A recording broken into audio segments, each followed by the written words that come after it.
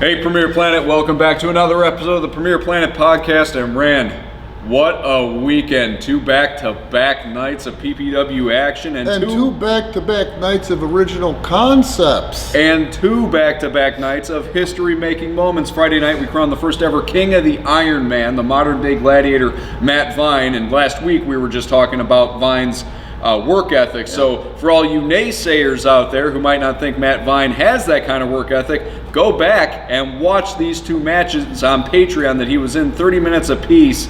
You'll see that you're wrong about the man's work ethic. I mean, he busted his ass to get that title of King of the Iron Man. And when you say naysayers, what do you mean and where do you get that from? Naysayers, I mean, Matt Vine is not, he's not shy about acknowledging that he's made a couple enemies along the way in this business. But why? Why would someone not like him? Why do you think he's got enemies? And I'm not breaking balls. Honestly, I think it's because he's just so damn good. He's just so damn good. There's always going to be jealousy. There's always going to be naysayers. He's got people from his past that, you know, didn't like him, and they still hold those feelings and still feel like he doesn't deserve to be where he is. I'm telling you, folks. And where he's headed, where he is nothing. Where he's headed is a whole nother story. Yeah. The guy works hard. Who was it? Ty Cobb, or was it? No, it wasn't Ty Cobb. Who's the other great hitter? The guy with the most level swing. Sure, ask me that. Yeah, no, I'm drawing a blank here. I'm brain farting too. Anyway, at the end of the day, I'm not going to say at the end of the day. I use that a lot here. I'm not going to say that Vine is not humble, but he's also not exactly a cocky shit. But if you work hard and you can back it up, it ain't bragging. He's good. He knows he's good. And he proves that he's good. So go back and watch these 2 Iron Man matches. Who the naysayers talk shit about is up my ass trying to learn this industry every Sunday when he comes to my house bearing pizza, where sometimes we'll sit down and study wrestling for 6-7 hours, and that's the last thing I want to do on a Sunday. Yeah. You know, but far be it for me to not give this guy the pearls of wisdom that have been passed on to me and try to get him somewhere in this industry. Meet him halfway, meet him more than halfway. You know, to me, it doesn't make a lot of sense, and it's all bullshit and unfounded if you hate somebody for no reason. Why would you hate somebody, be jealous of them because they work harder than you do? 3 days a week, that guy is here, and he's usually within the first people here, works his ass off in that ring, clamors for ring time, breaks my balls for ring time. Can't do enough to help the new guys. So let's get past that now. I'm spouting off here about the current indie climate. That drives me crazy. And we could do a whole, probably a 2-part episode on that. Oh, we will. 2 or 3 parts. We will. But yeah, let's move on. So Matt Vine, crowned King of the Iron Man on Friday night. That, by the way, a Patreon exclusive taping. All of those Iron Man matches, that entire tournament, only on Patreon. And like I say, that's one of the things we want to throw out there and offer up for people sponsoring us. Yeah, and that's another thing, speaking of the sponsors. New, by the time this reaches Patreon, a few days after we record it, new on Patreon. We've got 2 new tiers. So now just instead of having them up? Not yet, okay. But by the time this hits Patreon later this week, they will be up. Cool. We got 2 new tiers. We're still going to have that $3 tier that you guys came in on, but now we're also going to offer you a $1 tier, with which you'll get the episodes of the Premier Planet podcast a week before they go to YouTube and ad-free.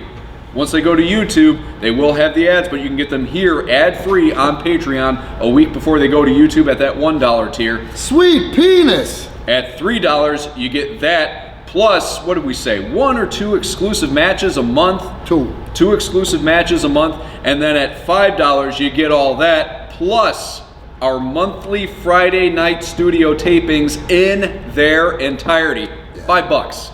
Yeah. $5 gets you all that. So now $1, $3, $5 sponsorships are the tiers.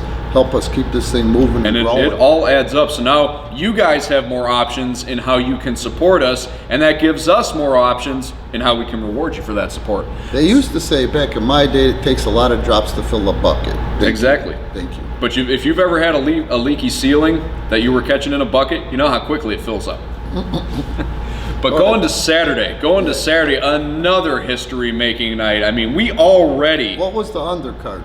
The undercard on Saturday was, we did a contendership, or a qualifier rather, to compete for the contendership to Matt Vine's Challenge Pro Championship, which, by the way, also bears mentioning. Matt Vine now is a dual champion, King of the Ironman and Challenge Pro champion. Well, so what do we have? Who were the four that advanced? We had the PBW champion Anakin. We had El Guerrero Jose Acosta. We had Not Bad Chad, who pulled off an upset against Inestra. And hell of a match. Oh my God, the best Chad's ever my God, yeah. And you know, people, the first time you see Not Bad Chad, you think, what does this guy have to bring? He just he dances down to the ring. Doesn't look like a whole lot, but my God, can he bring it in that ring? Yeah, he's got a lot of goal power and consistent. He is consistent and just a decent, hardworking human being. And then we've got one half of the PPW Tag Team Champions, Semsei. So on Saturday, we're going to have Sem going one-on-one against Chad, and then tag team partners are going to collide when Anakin goes one-on-one with Jose, and the two winners are then going to go on to the main event in the same night to face Matt Vine in a triple threat match for that Challenge Pro Championship and the Challenge. Those qualifying matches are 10-minute time limits, so they'll have more than enough energy to work for that triple threat crown. Absolutely. And even though these were qualifying matches, they had to work for it. Speed, pacing, it all counted. You had to make every move count. A game plan too, you know. Exactly. Mental, physical, emotional. Exactly. And then I believe we touched on it last week, but it bears mentioning again, the Challenge Pro Championship for that Challenge Pro Cup. They're all triple threat matches, another original concept here in Premier Pro Wrestling. Not the triple threat match, but what comes with it. Wins are by way of pinfall, submission, or by throwing an opponent over the top rope into the floor below. Elimination. So not only do you have to avoid being pinned, and there's no time limit. No time limit. 60-minute time. Not only do you have to avoid being pinned, not only do you have to avoid tapping out, you have to try and stay in that ring when two other guys are coming for your bacon. And when you got guys like Anakin involved, or Semsei involved, or Jose involved, even Chad and Vine sometimes, they like to launch themselves out over that top rope with a plancha or suicide dive as to take the air out of their opponent and get back in there real quick to try to win via countout. You can't do that. And we've seen that so many times. And this is going to make Matt Vine put that work ethic to another test, because now he doesn't have to be involved in the decision to lose that cup. Got to put his money where his mouth is. Yeah. And the guy's good at that. I got to give him propers there. Yeah. And then the main event, PPW's original concept match, the Armageddon Gauntlet. Chase Gosling went into this one as the Armageddon champion. He was defending, so he got to enter last, but it ended up being him and Jose Acosta, who already went through two brutal matches to get to Chase, and Jose pulled it off. Yeah, how did he pull pinned it off? Chase. I remember. He went to superplex Jose from the top rope. Jose was able to kick and shift the momentum and land on top of Chase. Landed right on top of him, drove enough wind out of Chase, got the pin to sneak that 3 count. And Jose is now the Armageddon champion, and he earned it. It's nice to see Jose come up to that next level. Jose's got size, he's got heart, he's got integrity, he's innovative, and he's a next military vet. He's a military vet. Yeah, and also bears mentioning, this is Jose's first singles championship in the company. Multiple-time tag team champion. With Anakin. But this is Jose's first singles championship in Premier Pro Wrestling. So a big congratulations to Jose Acosta. And we mentioned last week, a lot of the attention right now is on his partner Anakin after Anakin won the World Championship. But Jose is nowhere near in Anakin's shadow. No, he's not walking behind him in the least. And Jose is paving his own path. And there's no dissension in those ranks either. Yeah. They wish each other the best, and that's the type of people that they are. if they were going to end up wrestling each other in either event, in either match, those guys look forward to the opportunity to be challenged and opportunity to bring it and bring out the best in themselves and each other. And isn't that what good partners do? They not only have each other's back, but they also challenge each other. I should have married somebody like that. Let's get on to that because we cut it early and forgot to turn the mic on. Yeah.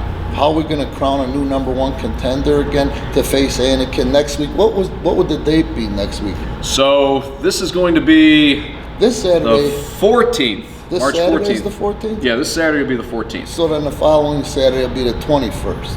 21st, yeah. On the 21st, Anakin is going to have his first heavyweight title defense.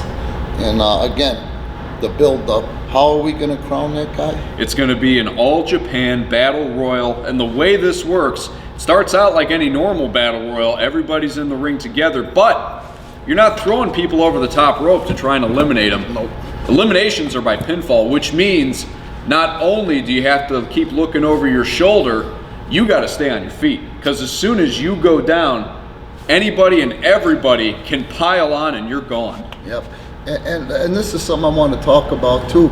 This isn't an original concept, but it's a concept I've never seen in the States. It's something that I think probably Giant Baba came up with back in the 70s, maybe 80s. Excuse me. Pardon me. And then, at least I didn't fart. And then the point I'm trying to make is John Laurinaitis, Johnny Ace, who he's gotten a bad rap from a lot of people, but Johnny Ace did something in the history of this business that not too many people could have achieved.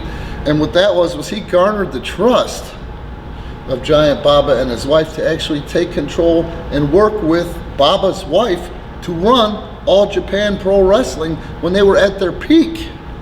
And that's why Vince McMahon hired him and put him in that position that he was in. So that being said, we'll probably cover a lot of this too. A lot of guys cannot transition from talent to businessman or promoter or agent because there's a lot that comes with the whole new realm of politics once you get past being talent and get yourself over. Johnny was able to do the impossible. You know, there's so much trust issues between Japan and us. Some founded, some not founded. The cultural differences are unbelievable. I mean, how far across the world are they from us? You know what I'm saying? They're an ocean away. Johnny Ace was able to garner the trust and prove himself and do great things with All Japan Pro Wrestling and then moved on. And if you like him or not, if you're talent or a fan or not, John Laurinaitis, Johnny Ace, was also able to do some amazing things and check the numbers on it with World Wrestling Entertainment. So, that being said, Johnny learned the administrative end and mastered the administrative end. The other part of it is things like this. Johnny himself, I've seen in a couple of those All Japan Battle Royals, he never took that concept to Vince, like he didn't have enough to do, and I'm not downplaying it, but that's where stuff for like me. I'm watching an old Japanese tape and I see that and say, holy shit, I've been in the industry how long and I've never seen it? Boom, let's alter it and let's make it ours. Yeah, so this is really going to be interesting. Like I said, you got to stay on your feet. You do not want to hit the canvas. It's exciting. It's because everybody around you, they're going to be like sharks smelling blood. Yeah, the first one I saw, the memorable characters were Baba, Johnny Ace. I remember Abdullah the Butcher and Botswana Beast or Kamala 2, Benny Peacock in this battle royal. And it's amazing to watch because as this thing goes on, these weird alliances come out of it. Every time there's a pinfall, everybody piles on because they want that guy out of there, friend or foe. I mean, it's amazing, and it's amazing to watch people lose their shit when that pig pile happens in the middle of the ring. Yeah. Yeah, so a lot of things, so many things can happen, and it's anybody's match to take. Yeah. You could see an old stalwart like Chase Gosling come out the winner to go on to face Anakin, but then you could also have a relative newcomer or somebody you wouldn't expect. Capitalize. We could see Tim Castle go all the way. We could see Poncho go all the way. Poncho's already got a win over Anakin in the Armageddon Gauntlet. Your ass is going to have to be resourceful to survive in that one. Mm-hmm. So then he'll face Anakin the following week. So those are the concepts that we've been working on, the original concepts that have been getting over, thank God. And also this concept which we're regurgitating or recycling, but putting our spin on it as well, which is great. I was thinking, so what do we have? I've said in the past on these podcasts, what do we have that other podcasts don't have? That I ever really mean much in the industry? Rockin' Randy Ritchie, Jerry Fox for World Wrestling Entertainment, in certain circles, but not enough to get you to watch. What we do have though is what's up here and the experiences that I've had. Since we're talking about John Laurinaitis or Johnny Ace came up, who again, I'm not a nut swinger. I'm not a nut swinger, but I have the utmost respect for the guy because I know the guy. I'm the type of person that gets inside your skin if I need to and crawls around for a while and learns as much as I can. And as a result of that, I don't do it as an asshole. Johnny once said to me this. I was contacting him about something. It was something that was a great idea. If it wasn't a great idea, he wouldn't have given me the time of day. But I was doing my follow-up, and that's what I'm greatest at. And I don't know when the break is, if it's the first of the year or maybe after WrestleMania. So I called John on his cell phone. He goes, Randy, what do you need?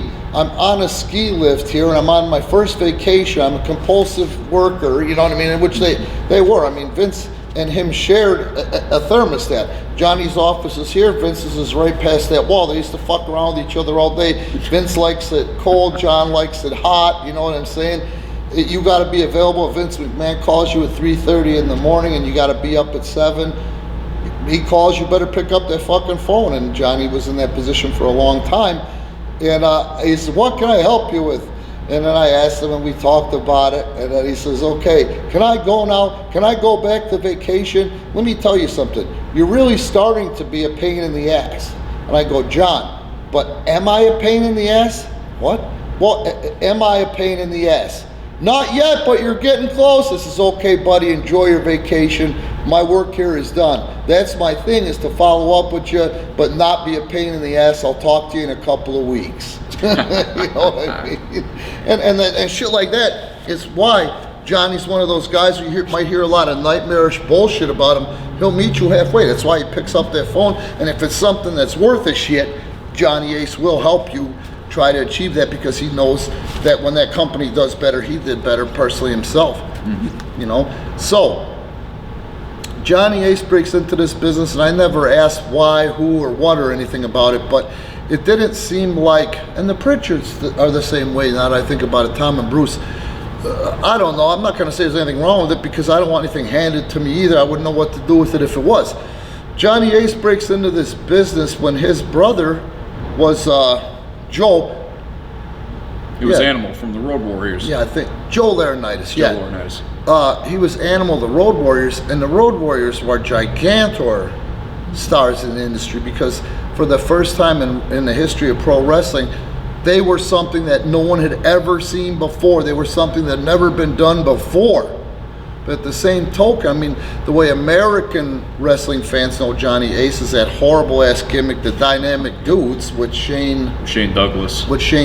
And I always wondered why, Animal didn't help him out. Maybe that's just their denominator. You know what I mean? You want to get it yourself. Somewhere down the line, I think Johnny might have been doing this part-time or got in late, because I know he did get his education. He was one of those first guys that Vince started to hire that was a tweener. He was a wrestling guy, but he had an education. When Vince went public, he had to start hiring people with educations, people with the diplomas, people with the degrees on the behind their desk. You know what I'm saying? Yeah. Johnny is one of those guys, and he also mastered the politics of New Japan. All Japan. Pro wrestling. So Johnny breaks in the business, and Johnny, when he broke in and he was green, carried the flag for the sheep herders for a long time. Did you know that? Yeah, I knew that. He He was actually the one who inducted the Bushwhackers into the Hall of Fame and shared some of those stories. And I remember there was a big old picture they put up on the screen, young Johnny Ace with that beautiful mullet he used to have. I mean, that's the kind of mullet that you want. Yeah, it was for like the late '80s, early '90s. Oh, it was beautiful. Anyway, mullets aside, but yeah, there was a picture of him up there. I love that you like it. He likes to grab pictures to put about right here. So what I'm going to say is another guy who had that mullet, just so you can find these pictures, was primetime Brian Lee. Look up Brian Lee. Brian Lee was the generic Undertaker, the second Undertaker. Yeah, and he, I know he had a secondary run for WWF in the '90s as Chains with the Disciples of the Apocalypse, But and the he Harris Boys and the Undertaker. Yeah, and he was a pretty big deal in actually I think it was Crush. It wasn't the Undertaker. DOA. No, Undertaker was part of DOA, wasn't he? Because that when he incepted the No, it was Brian Lee, the Harris Brothers, and Crush. Because it was Crush. Because if you remember when they broke up the Nation of Domination, Farouk went with the Nation. Savio formed the Boricuas. No, I don't remember that. And Even then though I Crush was formed still working DOA. there, I just remember Harley Davidson's, some of the nicest ones I've ever seen. And during that time, also Undertaker was riding one too. So maybe I just took for granted they were together. You know? Yeah. But and then but yeah, and Brian Lee also a pretty big deal in ECW. He was a big deal in Memphis. I was there when Brian Lee broke in Memphis. He got immediately put under the wing of Robert Fuller. Yeah, and I remember years ago on the network watching back the scaffold match he had with Tommy Dreamer, and you know we say a lot about gimmick matches here and putting your body on the line and whatnot, but that was the one. It was the scaffold concept, but the guy who fell off was going to fall through like 5 layers of tables that were set up, and Brian Lee was the one who ended up taking that bump, and God bless him for taking that bump. God bless the man for having the balls to take that bump. They can keep that concept match. Then there's another guy, Jack Victory, who I think also at some point, I know he waved the flag for the sheep herders when he broke in, and he may have also had something to do with tag teaming with Johnny Ace or Johnny Laurinaitis for maybe Bill Watts or something. But anyway, long story short, when I was in Puerto Rico, I've always been friends and got along very well with Luke Williams. There'll be a picture there. With sheep herder Luke Williams or Bushwhacker Luke Williams. And he learned a shitload, Johnny, from Luke and Butch. Butch has the same knowledge as Luke, but Luke is more outgoing with it. Butch walked away from this business a long time before Luke did. A good reason. Butch is happy. He married a beautiful millionaires, and he's happy where I like to call the motherland to break Luke's balls, New Zealand. So he really doesn't have any need for this business, where Luke, I don't think will ever get out of it. Luke is one of the most brilliant minds, Luke Williams, in this wrestling industry. Brian Wickens / Luke Williams, amazing mind for this business. Those guys, primarily Luke, incepted hardcore wrestling. The difference between that hardcore wrestling and Paul Heyman's hardcore wrestling is you still believed in the same level, but Luke was able to do that with Butch and the Fantastics 50 plus nights in a row with a barbed wire cage match. Yeah. 50 nights in a row, and you didn't know the difference. You didn't know it was a work. That's how good Luke was. The other thing Luke is great at, the greatest thing is for him is finishes. He is the best finish man in the industry, and I would even say, going back to your word, his naysayers would admit the same thing. Luke knows how to do finishes like nobody's business. I seen the guy compulsively with a little tape recorder when we were down in Puerto Rico, which we'll get to, compulsively talking into that thing all day, all night with finishes for the weekend. Mm-hmm. Unbelievable. And what did we say last week? Our own Matt Vine will fly down to Clearwater, Florida. What, like once every 2-3 months? Yeah, he'll fly down there for just coming back for the third time, where his focus was to do this or that, but he really went down there to see Luke. Yeah, he goes down. Matt Vine goes down to Clearwater, Florida, 2-3 days at a time, basically to buy him a meal and pick his brain. Yeah. The only reason that we don't bring Luke in is because of this, and you don't even know this.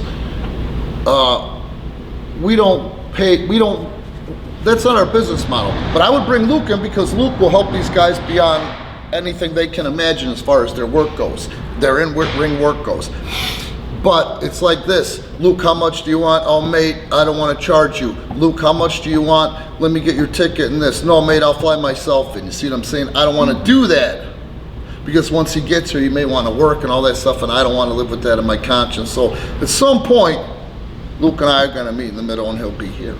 That'd be excellent. Yeah. Now, this was to talk about Johnny Ace. So Luke and I did things in Puerto Rico you wouldn't believe how hard we worked and the things I was able to accomplish with Luke down in Puerto Rico. But my point is that I never knew how brilliant Luke was as far as creative goes.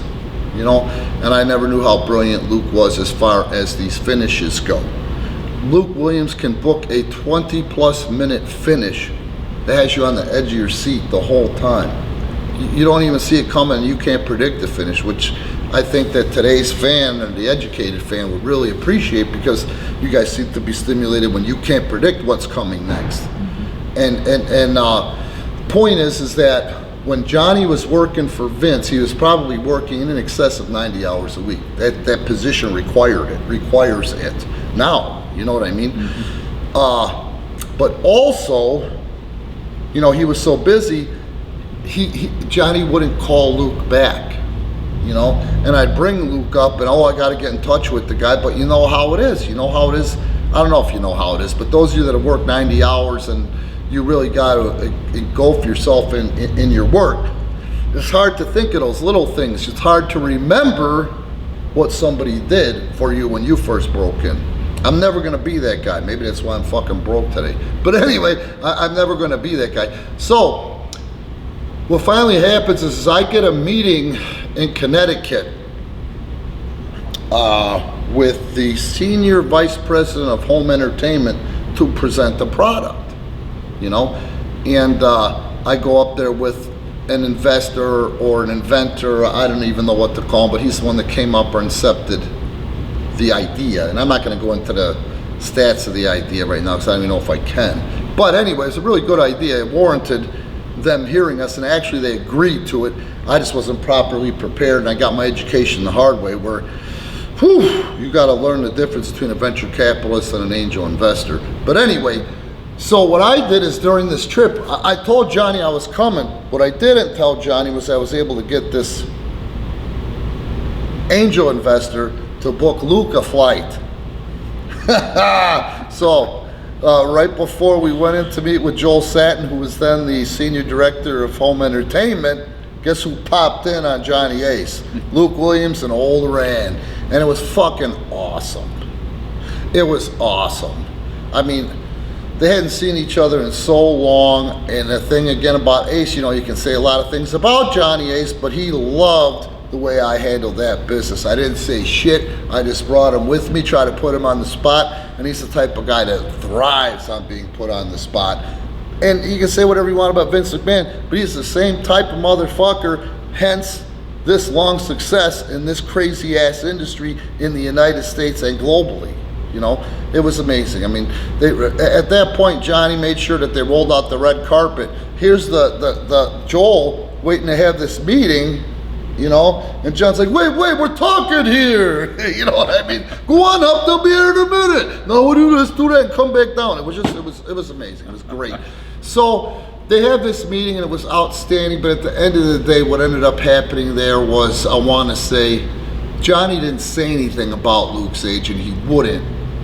Luke is really hard to understand, you know, and that's a problem. That's a problem. I've never had a problem understanding Luke because I've known a lot of fucking weirdos in my life. But at the end of the day, again with that shit, I want to stop saying that. Luke came from New Zealand. He spent a few years in Saudi Arabia. He spent years in French Canada. He spent years in regular Canada. He's been all over the world. So Luke has his own kind of language, I guess I'm going to say. He's very hard to understand. With Luke, you have to stop and say that again, Luke. Excuse me, can you repeat that? But he's so brash and he's so the sheep herder's really a fucking shoot. Hey, fuck! You know, you're intimidated. I've seen guys like John Moxley that are afraid to say, please repeat that. You know what I mean? So I think that's what prevented that from happening with Luke. But then they must have patched it up, because when they got inducted into the Hall of Fame, Johnny inducted him. So that's great. And that was a beautiful moment. And I learned something from that. I had no idea Johnny Ace had anything to do with the Bushwhackers or the Sheep Herders, as they were known back then. Yeah, and he admits it. It's not that he doesn't appreciate it. It's that things are very odd in the business. Luke was over 64 at that time when we went to meet him. And again, believe it or not, Luke Williams holds a degree in engineering. I did not know. Yeah, it's a fucking. I thought his life was wrestling, and that's all it was. No, and he's an avid fucking chef. Him and Butch had 2 restaurants. The first one was, I believe, Krabby Bill's. Krabby Bill's, and then Bushwhackers Down Under. That one I remember. So they built up Krabby Bill's while they were getting pushed by Vince at the Bushwhackers' peak. So they made a lot of money, and they sold off Krabby Bill's and made a great profit off of it. The second restaurant, they got another run or a hotter run for Vince, and that's where they got fucked by bookkeepers and lawyers and that kind of shit, and people were stealing from them. But Luke is a great fucking chef on top of all those other things, which you wouldn't believe. Yeah, and here's another interesting fact. I don't know the guy, but you've told me this. Luke Williams, he's what, 70? I think he's 74 now. 74 years old. Big fan of rap music. Fucking A, man, and he turned me on to rap music. No, you know, I've listened to some of this stuff, some of the older stuff, but he really got me into some hardcore shit when we were living in Puerto Rico. And also Luke turned me on to reggaeton and filled me in the history on that too, where I actually ended up meeting and trying to hook up for IWA Puerto Rico after Victor Quinones died. A partnership between Elias De Leon, White Lion Records, the producer of Daddy Yankee, and IWA Puerto Rico. Yeah. You know, but man, that was amazing. I mean, Luke is he's a guy that'll really surprise you. You know, immaculate guy. Once a week, I mean, this guy, he had his knee redone when I was staying down there in Puerto Rico. Mate, could you come over? I need a hand. You know, and I'd be like, yeah, mate, what do you need? You all right? Listen to me, I can't get up on the ladder, mate. Can you get up there and maybe wipe down them fan blades for me, mate? You know, and I'd be like, when did you do this last? About a week ago. I'm like, did a fan blades? All right, whatever you say, Luke. You know, it's like that. I mean, Luke is an amazing guy. The way he lives is spotless, you know. But we'll talk about Luke another time. There's so much to do. I just want to say, Luke Williams, I got kicked out of my parents' house at 15. I didn't have a father. And Luke Williams is one of those guys that really kind of stepped in and taught me a shitload about the industry, but he also taught me a shitload about integrity. And I can't say enough good stuff about Luke Williams as a performer, as a booker, as a writer. I mean, he's a really brilliant individual. And if, you know, one last thing about Luke. In Puerto Rico, Miguel Perez says, we speak 3 languages down here, amigo. Spanish, English, and Luke. You know, so that's a shoot. Yeah, and I know you want to move on from Luke, and you can give us the short version of this if you want. And I know, I'm not usually one to, you know, pitch a story to you on the podcast. Usually just let you go at your own flow. But while it's in my head, I think the people would be really entertained by this. Can you tell us the story about Luke and John Moxley in Puerto Rico? Okay, so man, you got to give. One thing that he doesn't exploit, and I don't think Vince exploited much, is Moxley had big giant gorilla balls, because he went down to Puerto Rico when he was 18. I want to say he was 18 years old, maybe 19. I know he was trained in part or in full by Les Thatcher, so he came from what we call the Heartland, right? Ohio. Yeah, he was, I think he was a Cincinnati boy. Point is, that's the Heartland? Yeah, it's not the Midwest, it's the Heartland. Yeah, Ohio. It's not the Mid-South, but it's the cut. Some consider it the Midwest, others call it the Heartland. I mean, it's kind of like on that fringe. So this is a normal guy, relatively normal. He was raised relatively normal. He goes down to Puerto Rico at the worst possible time to take that chance to try to wrestle. and he came in with another British kid, which I wish I could remember his name, because he was talented too, but he couldn't get his attitude in check. So WWE hired him for a little while, but got rid of him quick because of it. Moxley was brought down there to work as a Brit, and his job was to say nothing. You know what I mean? But he was a good worker and he had a lot of heart. So I come in the middle of this and I meet them, and I meet another great guy who wrestled as not Judas Macias, Michael Judas. Mike, another nice guy. So you got Moxley, this British kid, Judas, and me all staying above the office, the IWA office, and across from Luke Williams' condo where Luke stayed with his wife Nikki, and also his daughter or stepdaughter.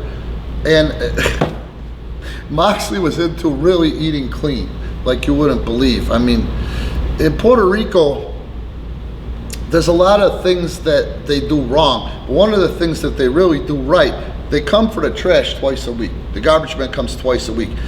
If they have the money or not, the garbage will not be an issue down there because it gets so hot and stank. You know what I mean? So what Moxley used to do is he would, open the egg carton and do the bullshit, put the yolk back into the shell, put the shell in the egg carton after he broke it, take the yolk out of the whites that he's cooking, and he put the yolk back in the shell. You know what I mean? So he'd have 12 fucking yolks. Fold it up, put it in the trash. Well, Luke used to lose his fucking mind because what does that smell like after even 24 hours in the trash? And I told you before how clean Luke is.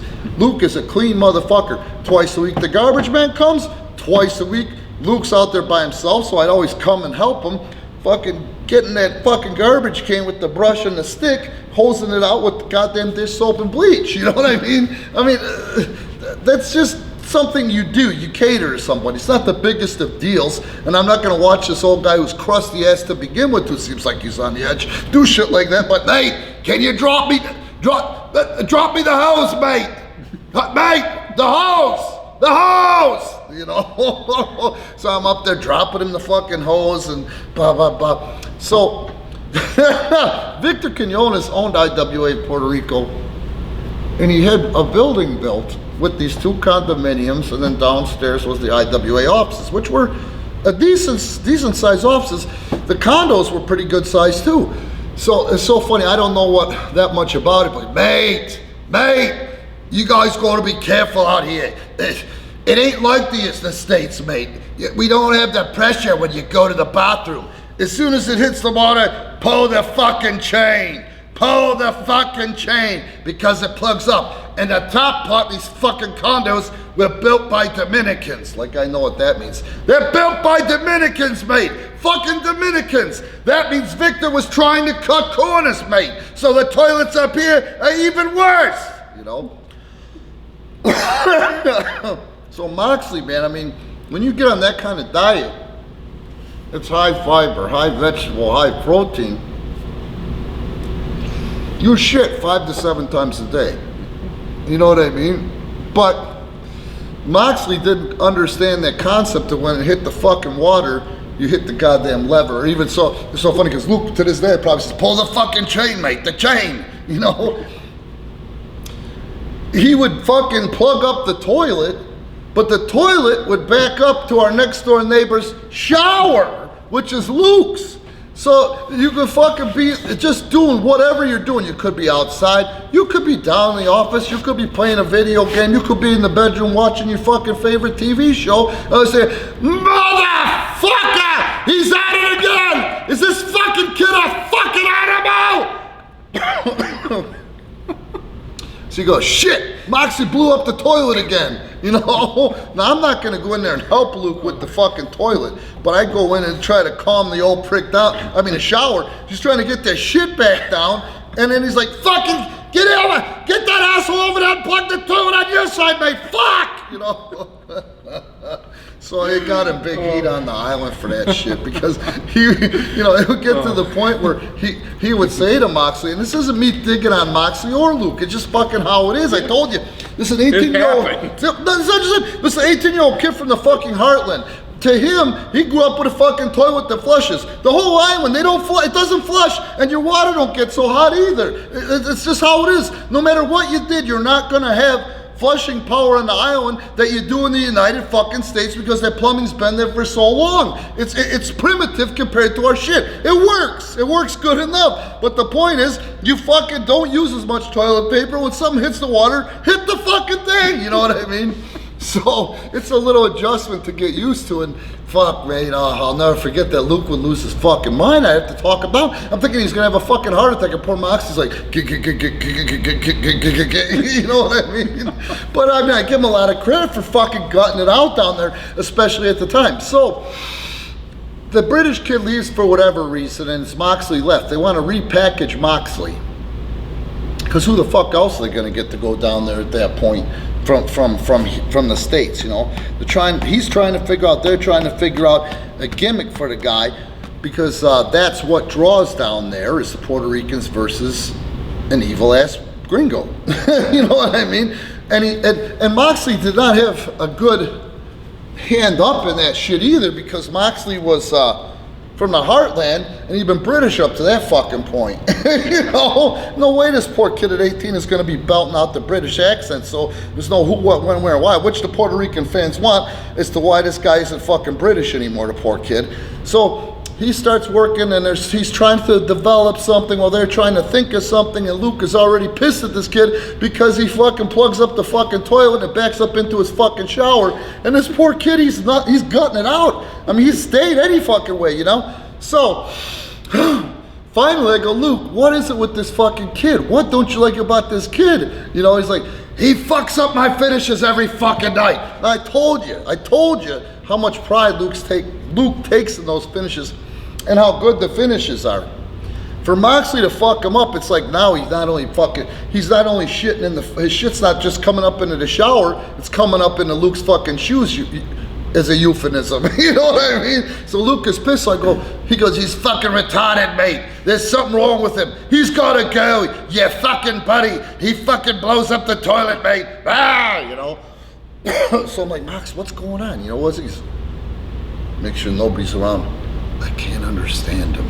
I'm like, Mox, you gotta tell him. Fucking, you gotta tell him. Say that again. Could you repeat that? You know what I mean? He goes, I'm afraid. Well, I would be too. You know what I mean? You're just a fucking kid, you know? He's just out of high school, I swear to God. So I'm like, fuck, this guy's good. I like this guy. I gotta show Luke there's more to this guy, you know what I mean? So, day or two passes, fucking Luke gets mad. Fucking, your boy fucked up my finish again, mate. You better tell him he's going home, that's it, you know? Plugs up the toilet. Mate, that's the last straw, mate, fuck! So, we get into the van that night, we're going to the fucking town, and I go, Luke, what? You know, I go, the reason Moxley keeps fucking up your finishes, he can't understand you. Well, what the fuck's wrong with him? He don't speak the fucking Queen's English? Ba ba ba ba ba ba ba ba ba. You know? So I go, whoa, Luke, you're a little intimidating. What the fuck are you talking about? How in the fuck am I fucking intimidating? Fuck! That's Luke, you know? So Moxley's like, did you have to bring it up in front of him? I'm like, actually, yes, because you're not gonna fucking do it. So we go in there, I make sure I'm watching him this night. He's with Luke, I'm there, like, what are you fucking doing? You gonna hold him by the hand, mate? I'm like, I'm not gonna hold him by the hand, just tell him what you want, you know? Tells him what he wants. Fucking, and then Bob's your uncle. You know? Moxley shakes his head, I go, did you understand that? John. No. What the fuck's wrong with you? I gotta be fucking Luke, slow down. Repeat that. Ask him when you're done, do you get it? Moxley, say, please repeat that. Please repeat that. I didn't get it. Go out there, does his fucking gaga, and it's perfect. It's awesome. Moxley's over, and he's over for a fucking guy who's all fucked up because they're going, how the Puerto Ricans are going, this guy's pretty good, but he ain't British, and what the fuck is he now? Because they didn't really have a gimmick for the motherfucker. So as we're driving back, I go, see, Luke, how did Moxley do tonight? He did all right, mate. Luke's calm now, everything was cool, you know, and in Luke's world, as long as everything's cool with the fucking shit, all is well in the world, you know? I go, see, I told you there's a hell of a lot more to this John Moxley. than a gringo that blows up the toilets and fucks up your finishes. Fuck off, mate! Fuck off! Let's end this now. Oh, God. You asked me to do it. Hey, no. Full disclosure, that was as much for me as it was for you folks. I love that story. Well, it's a shoot. It's 100% fucking shoot. Yeah, and I'm not laughing at Luke by any stretch. It's just the way this guy tells his stories. It's not. You should have been there. You should have been there. I'm not exaggerating. I mean, God, Luke had, like, I'm still getting over this fucking cold. That's why I'm coughing my balls off trying to do Luke. But you got to see it. He's 10 times as animated as I am and more colorful with the fucking language. Because he pulls shit and it's a riot. But the thing that's funny is he don't know how funny he's being. So you start laughing, he wants to kill you. You know? So that makes it even more funny. You just can't stop laughing, you know? Yeah. All right, end it. So we hope you guys have enjoyed this new episode of the Premier Planet Podcast. And remember, folks, this coming Saturday took a lot night, out of me. You better appreciate it. I'm just kidding. Oh, I'm sure they do. I know I appreciate it. I'm just kidding. I'm joking. I know I appreciate you telling these stories. They never get old. Never get old. There's people telling stories and there's Rand telling stories. But again, it's not a Rand story. This shit, I was just lucky enough to be there and fucking remember it. And that's what we got on this, on our podcast. That others don't, is the experience. Is that experience. The Puerto Rico thing, we could talk for fucking 5 years about it. It's amazing. Yeah, it's informative, but it's entertaining. My heart is on that island. Oh, he's forever talking about Puerto Rico. It's made it one of my life goals to go down to Puerto Rico I love one of these days. fucking Vega, Miguelito Perez. I love the fucking island. So don't forget, folks, this Saturday night, All Japan style Battle Royal. Pinfalls only, no over the top rope. You got to stay on your feet. Winner gets a shot at Anakin on the PPW Championship at PPW 290.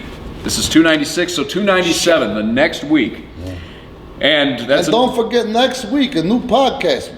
We're gonna try to belt this thing out so you expect it becomes habit. You know? Yeah, every week we're gonna try and do this every week, and we got a backlog of podcasts with guys like Sensei and Matt Vine that I want to get up on YouTube as well. Cool. So we're gonna have some. We'll have some more stuff for you guys to view along the way with all those. So this Saturday night, crowning a new #1 contender and Challenge Pro Championship on the line. But the contenders are going to have to compete twice because they still have to earn their contendership. But the two guys who survive the contendership matches are going to face Matt Vine in a triple threat match for that cup. Remember, pinfalls, submissions, or over the top rope. And I know that can be confusing because the Battle Royal, no over the top rope. Challenge Pro, over the top rope. That's fucking awesome just to hear you say it. It is. And at the end of the day, this is a Rand guarantee. We are reinventing triple threat wrestling. Yeah.